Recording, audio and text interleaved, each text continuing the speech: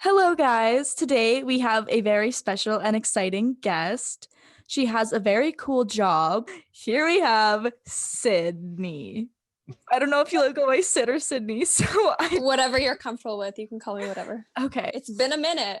It has, yes. Since I think high school. Yeah, we didn't even talk in high school though. Nope. We were just in the same homeroom and now our paths have crossed. I think it's great what you guys are doing. The podcast is very entertaining. I watch it. Thank you. Wow. All the time.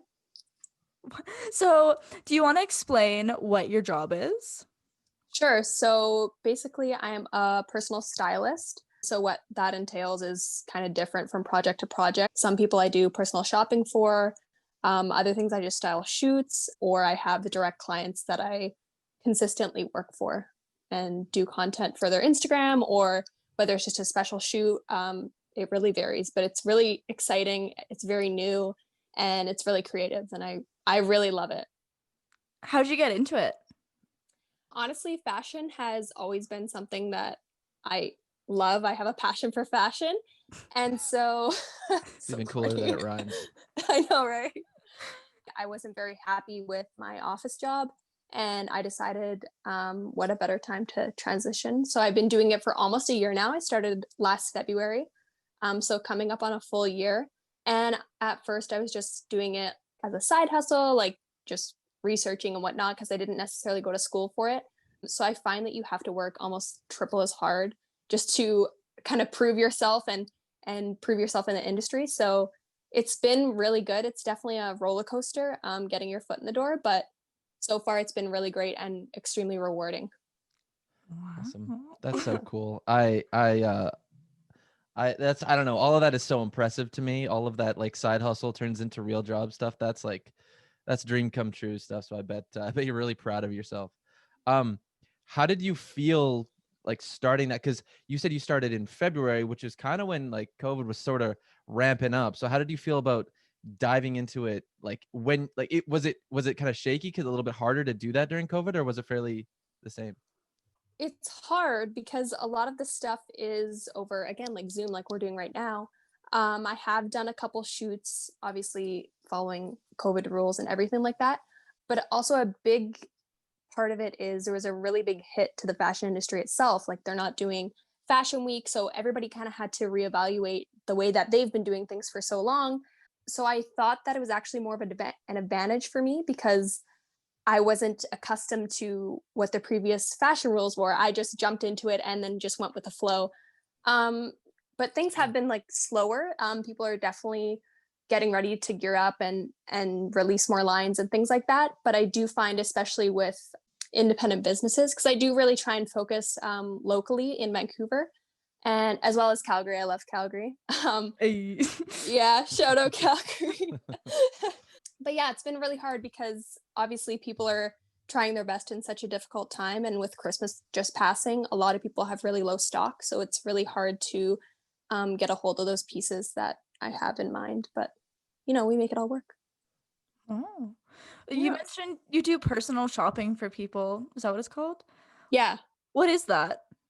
So it can vary. So sometimes clients have bigger budgets. Some people want to completely redo their wardrobe. Some people want to salvage a couple things. It's actually shocking once you go through your wardrobe how much stuff is salvageable and you can reinvent. I always say, like, I used to throw out so many clothes and then I would buy new ones, and then I would find myself just going through this cycle of buying the same stuff that I'd already thrown away.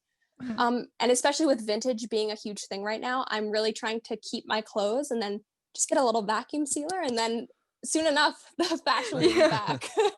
Yeah. So anyways, to your question, personal shopping.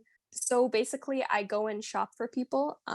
Sometimes they just have a mood board in mind and we just get their sizing and whatnot, and then come back with some pieces that they might like. Other people we're buying whole new wardrobes for.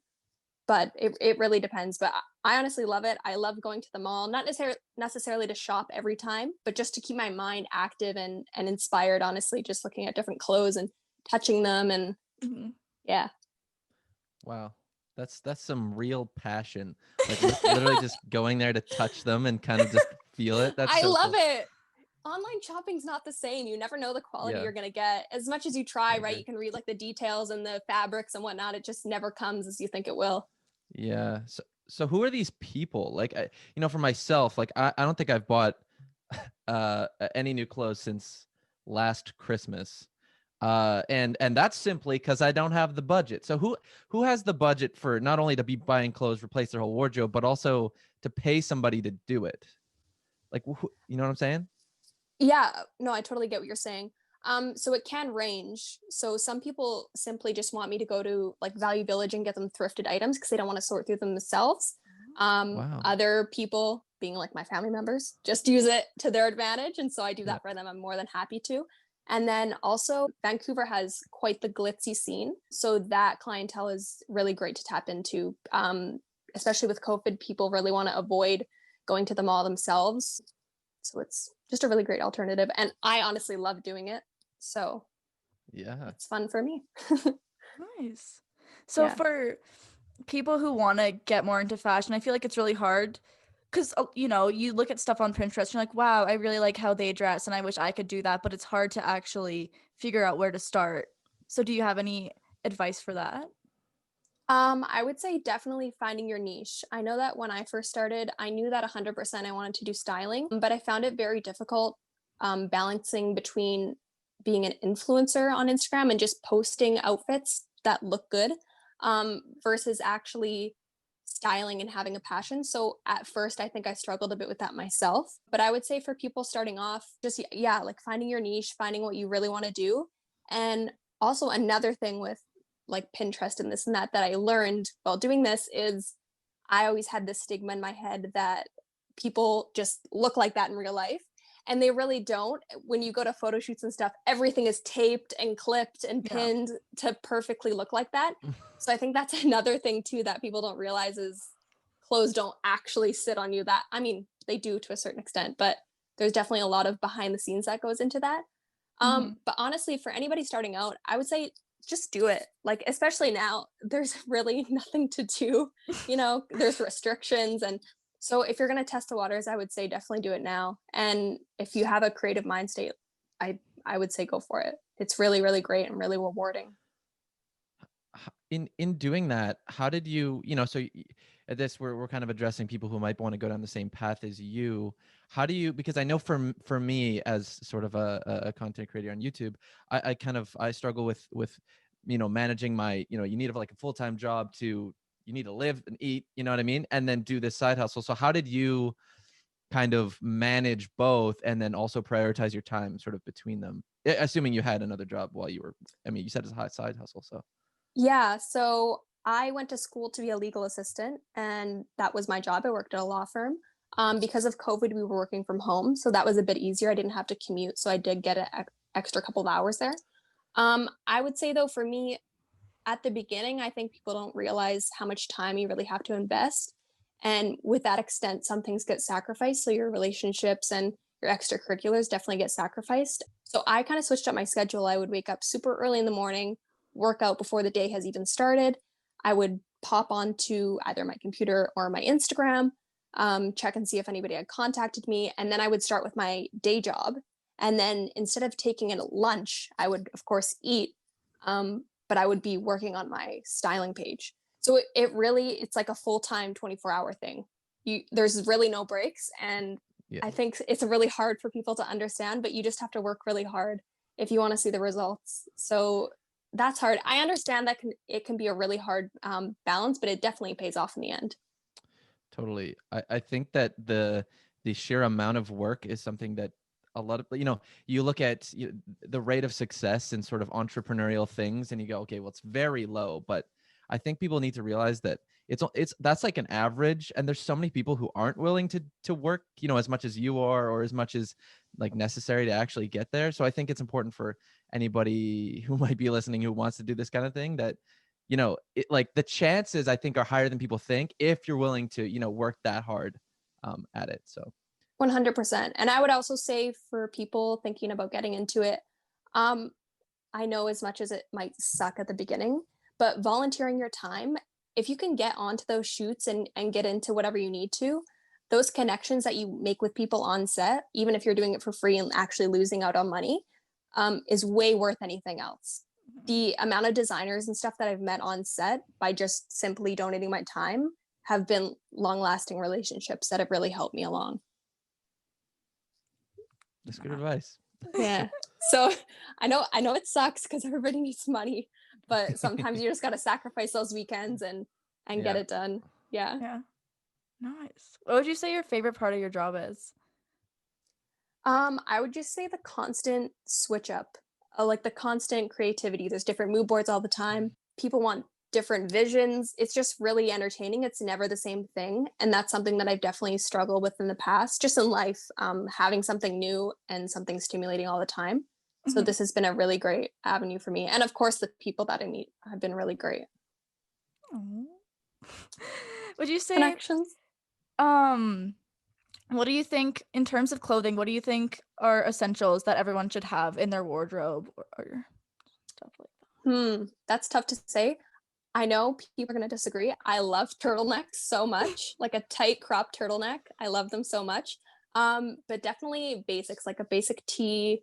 I love any basic like layering, but ribbed, because it just elevates it that much more. And I would say at least one good trench coat in your wardrobe can go a really long way. You can wear sweats under it. I know sweats are a little bit on the out right now. But yeah, I think a trench coat is a really great idea too.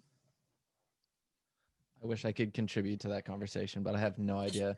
The thought of trench coat plus sweatpants, I just like, what is that? I mean, you have a good style going on. You're fine. Well, you can't see the bottom half of me. I'm yeah. ridiculous. Pajama pants. I get it. Yes, exactly. And big fuzzy like sock slippers.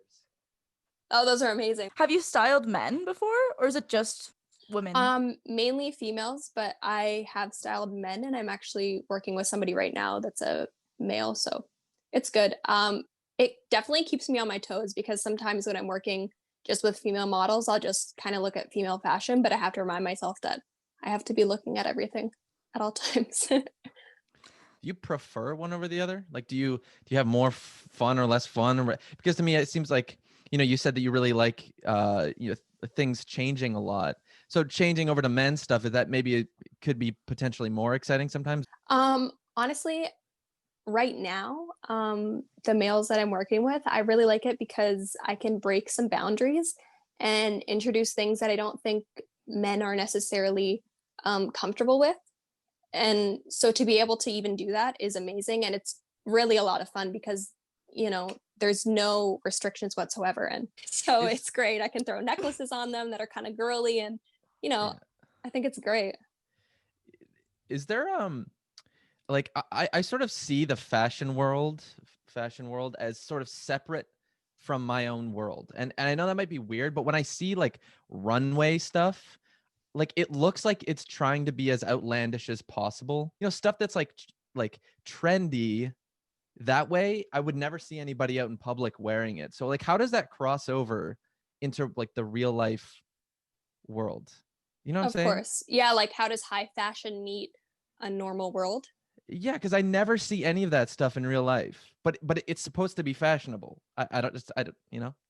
I think it's quite extreme. As much as I love high fashion, in some situations I don't think it's practical for the real world. Okay. But that being said, like I do know, just I'm originally from Calgary and I moved to Vancouver. I've been here almost 2 years now. I noticed the fashion scene's way different out here. So when you go out to really fancy restaurants and whatnot, people are definitely wearing those high-end outfits that you're talking about. And it's honestly great to see, but it's definitely something that I've never seen before. I've never seen extremely high fashion in Calgary or anywhere else for that matter.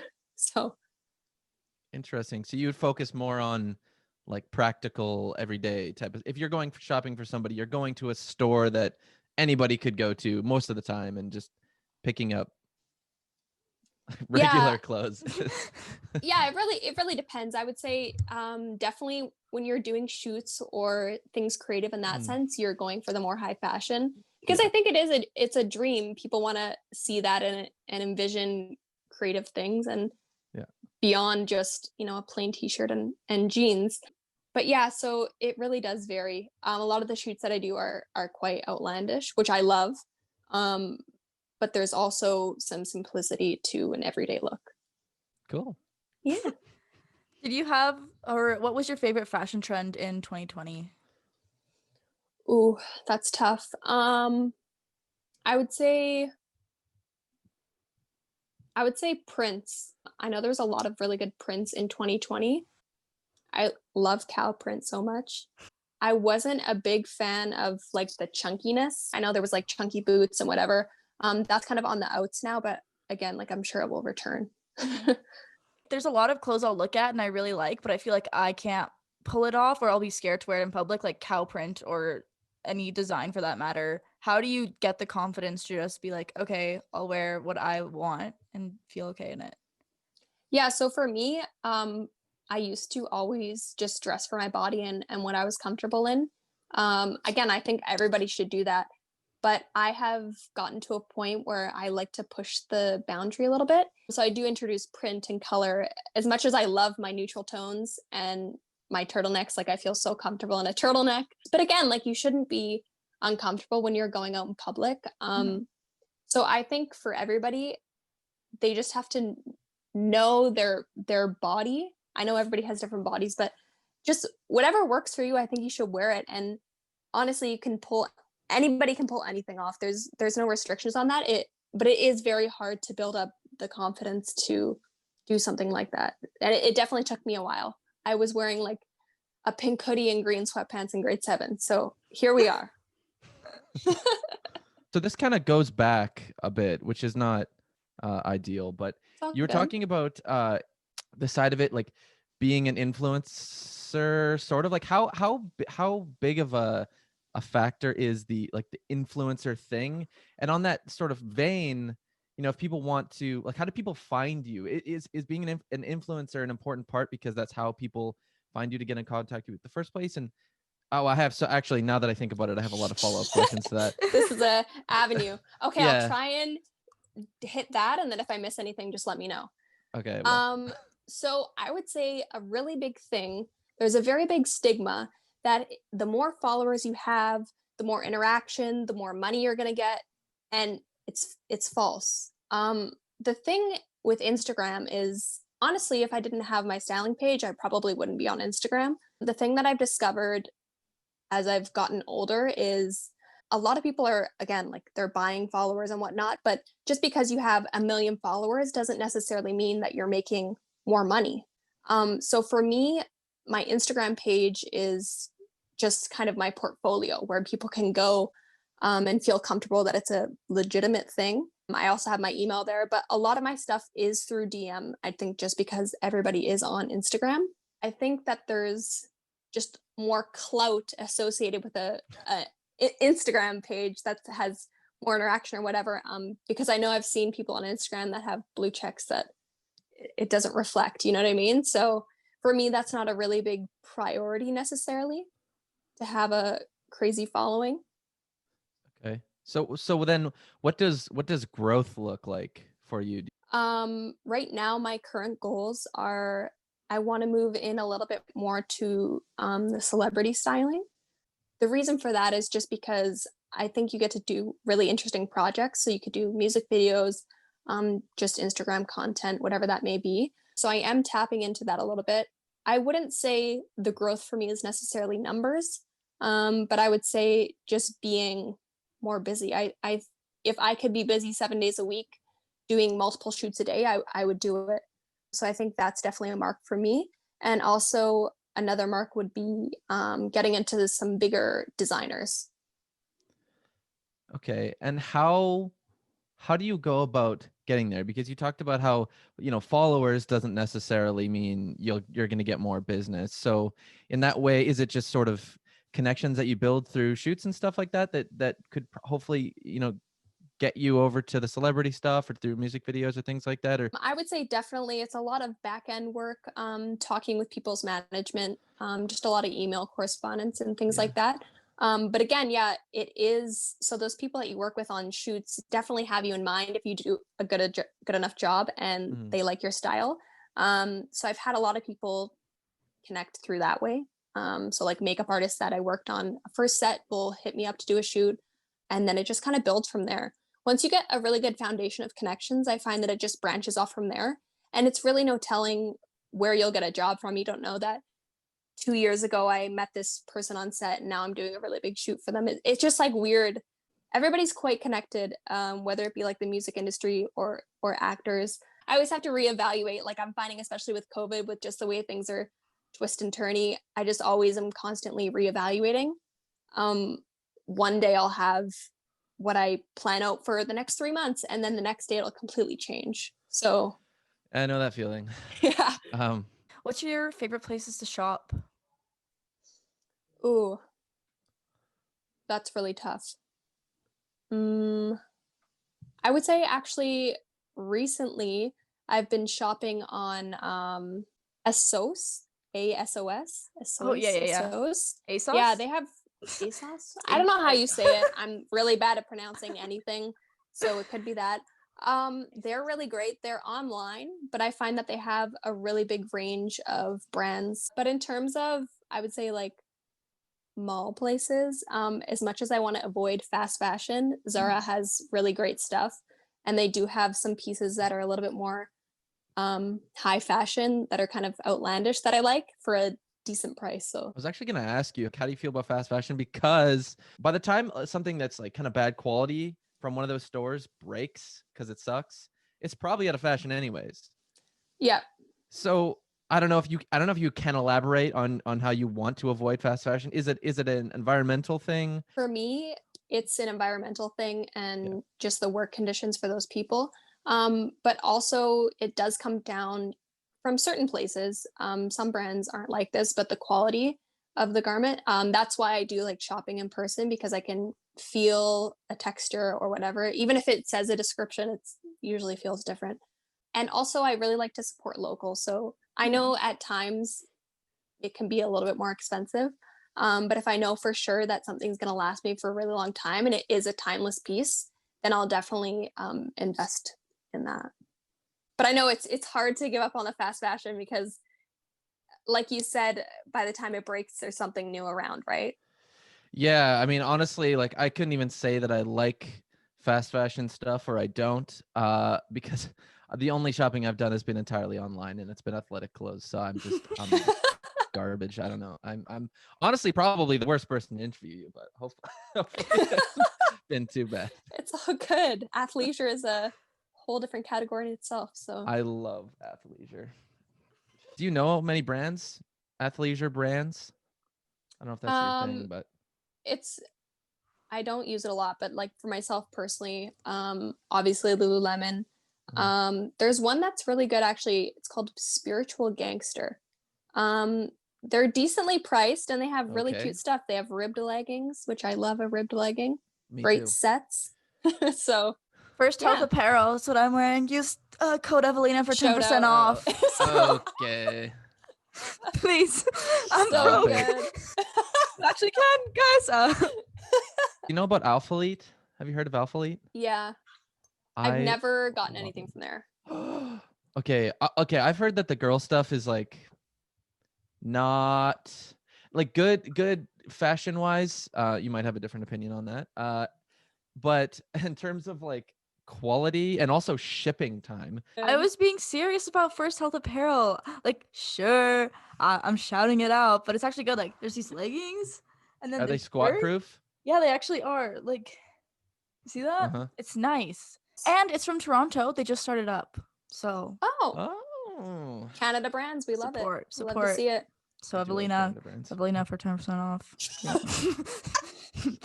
Actual so good. Plugging that again.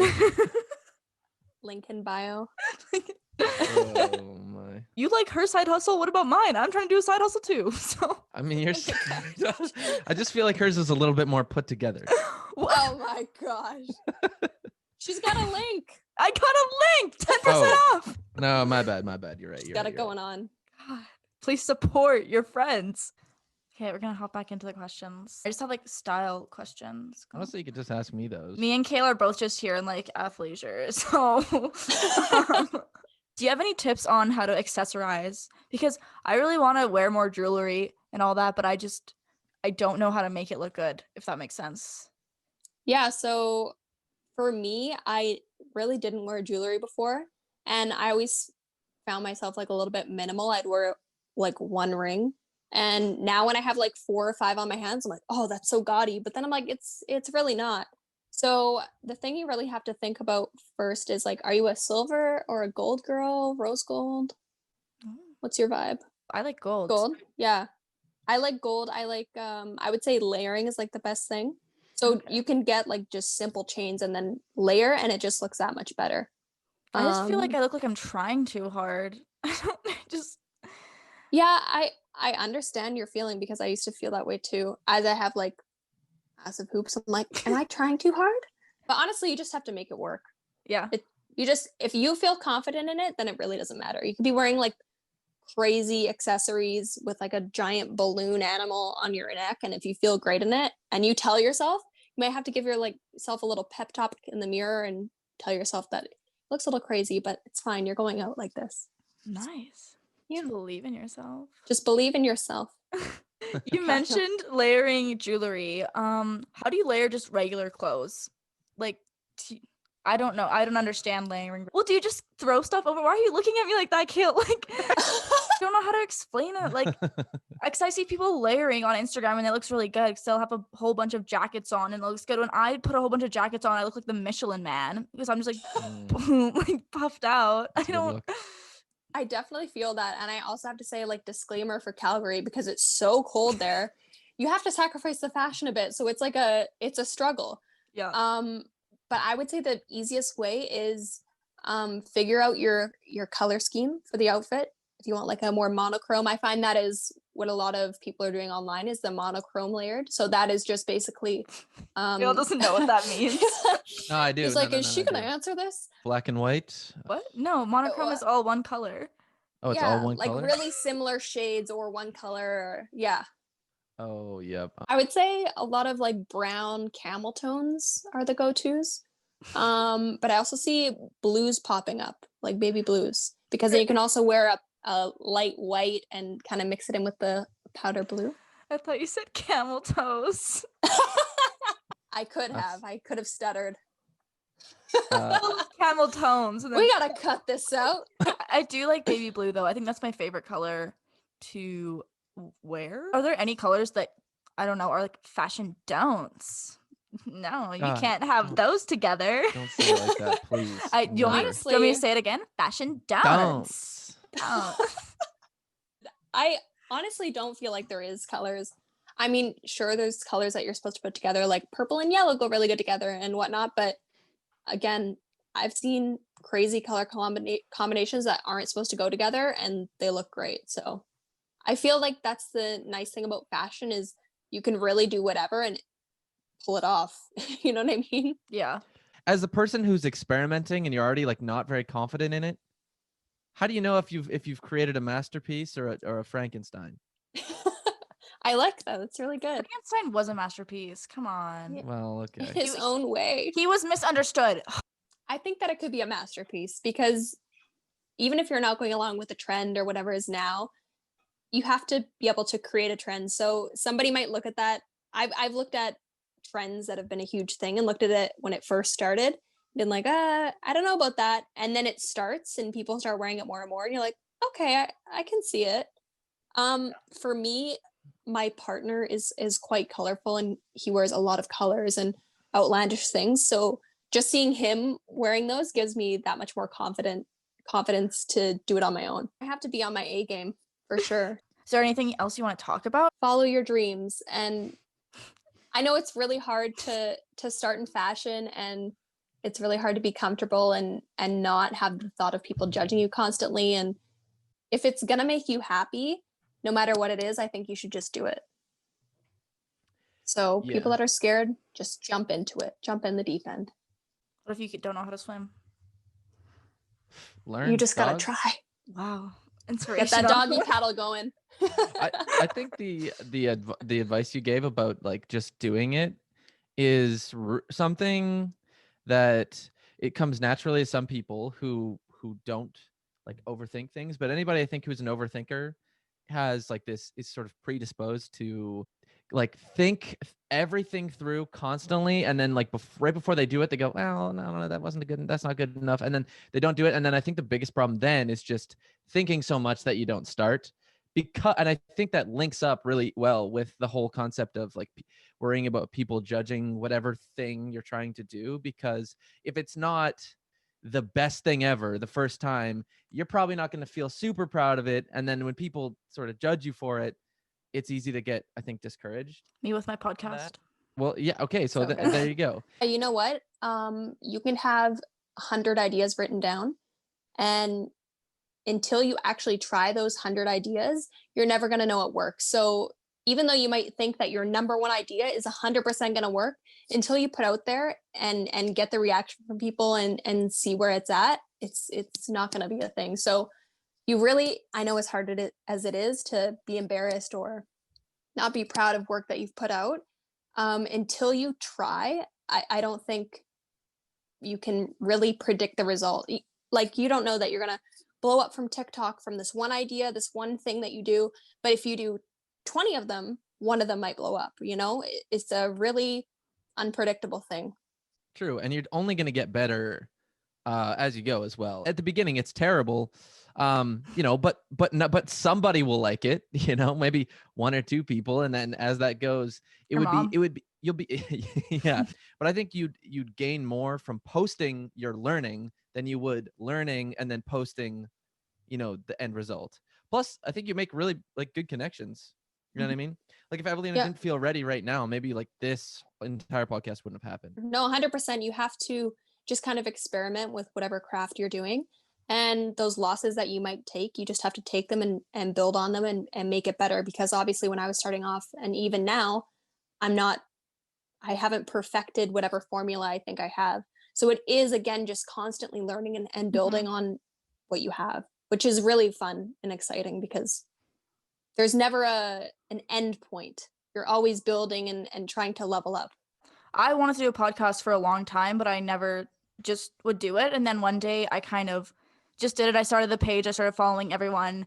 And I think just starting it, it's like, oh, you can't really go back now because you already have all these people like following you now. You told your friends about it. So I think just starting it puts you in a good spot because you can't really backtrack and you're just there. And the only thing you can do is move forward. You can force yourself to do something because of another reason. Like if you tell everybody who you're following that there is a podcast coming out on whatever, a Wednesday, and then on Tuesday you're like, oh my God, I don't have enough time for this, whatever. If you didn't tell everybody and have them all have that expectation that it's coming out on Wednesday, you might on Tuesday just be like, well, it doesn't really matter. It doesn't need to come out tomorrow. I could do it on Thursday. But I think setting like, and this goes for anything you ever do, like taking away the opportunity to not do it somehow is really powerful. And I think that works for self-control. Yeah. Oh yeah, 100%. Okay, Sid, I think that's all the questions we have for this episode. Thank you so much for coming on and sharing your passion with us and teaching us about new things. It was awesome to learn. Thank you guys so much for having me. It's been an honor. Hopefully we can do this again sometime soon. Yeah. Of course. Maybe you can style Kale. I think you could have been like scary and hard to talk to potentially, but it's nice that like how open you were about everything and how excited you were to talk about it, if that makes sense. Yeah, you can tell you really love it. Yeah. Aw, thanks guys. You guys have been great hosts. Yeah, We have a really great platform to express myself. I'm really honored.